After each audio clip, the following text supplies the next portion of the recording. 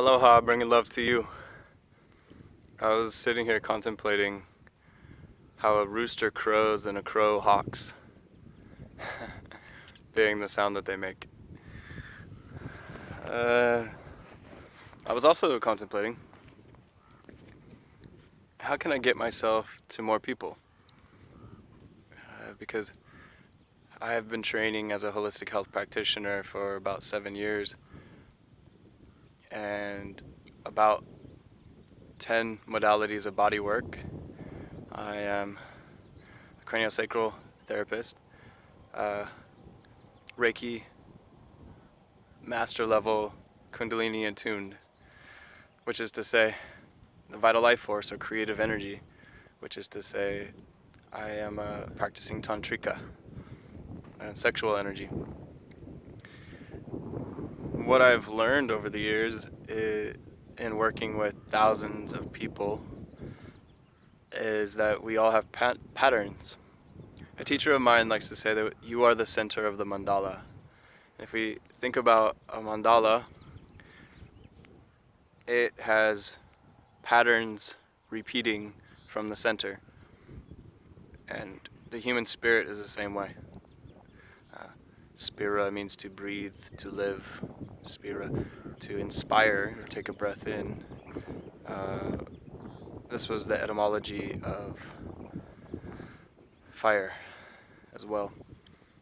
And so with all the elements existing inside of the human element metaphorically,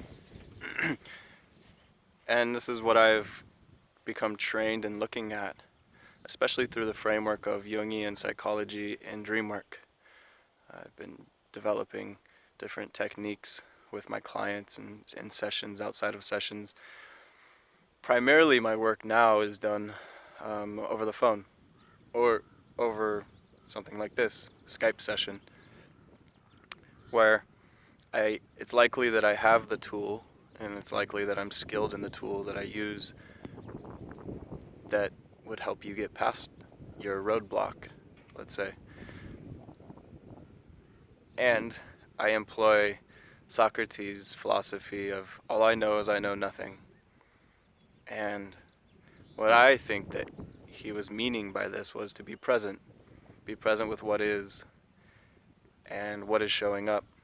And that I like to be curious and I like to not know.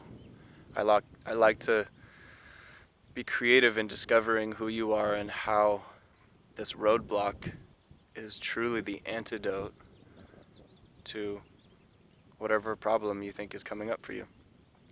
Meaning the answer is riddled within it. I love riddles, and I'm pretty good at them. And I find that a carefully placed question at the appropriate time will unlock and will act as a key. So, what I am doing here is gathering information by you leaving comments or questions or perhaps sharing with me, if we can call this a sacred container, to say, I have honor for your story. And this is the paradox where your story is not that unique, meaning we all have the same stories. And some of us are working with, again, the mandala, like maybe we come in with the upper half, maybe I have the lower half. And we can look at a wheel as in the chakras a wheel, but also in the astrological wheel. If we look at the wheel and its 12 houses, I have 6 signs in my 8th house of Scorpio, which is completely balanced by one sign in the 1st house, which is my moon in Aries. And the moon, as I know it, is emotional intelligence. And, well, I think that it helps me in my psychic abilities. And they're not exactly even my psychic abilities. I think that when we've done enough self-work to get the I out of the way, it becomes more about the we.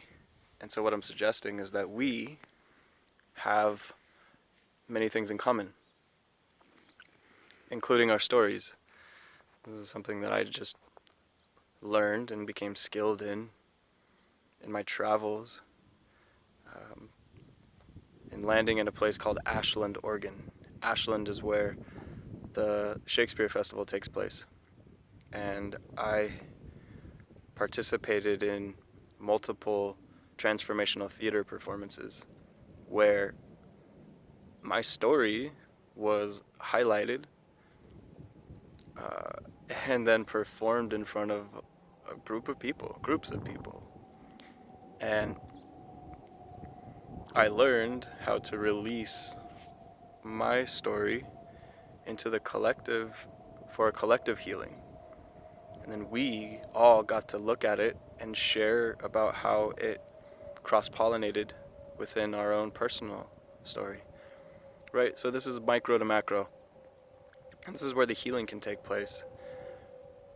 Because when we get out of our tight, contracted space of thinking, I, me, this healing that needs to take place, and we expand and we crack out of that shell and we become exposed and vulnerable to the next level of the external reality, so we can grow into the external reality, becoming bigger and larger from the small self. But the small self is vital. It's important. It's important for us to learn how to be in the space that we're in, to love the space that we're in, and expand from that love, knowing that this little self is going to inform how we grow and how we utilize the story that we've been given, the cards that were dealt, to play the right hand. And sometimes it's vital, imperative for us to have the other to reflect for us what we can't see, because we don't know what we don't know. So this is why Tantra is so powerful, because there's a practitioner who has learned how to hold a sacred container and witness you as the beloved, because we've done the work to where it feels clean in that space. I'm not trying to get anything from you. I'm simply here to love you and here to share with you the ways that you are perfect as the little self.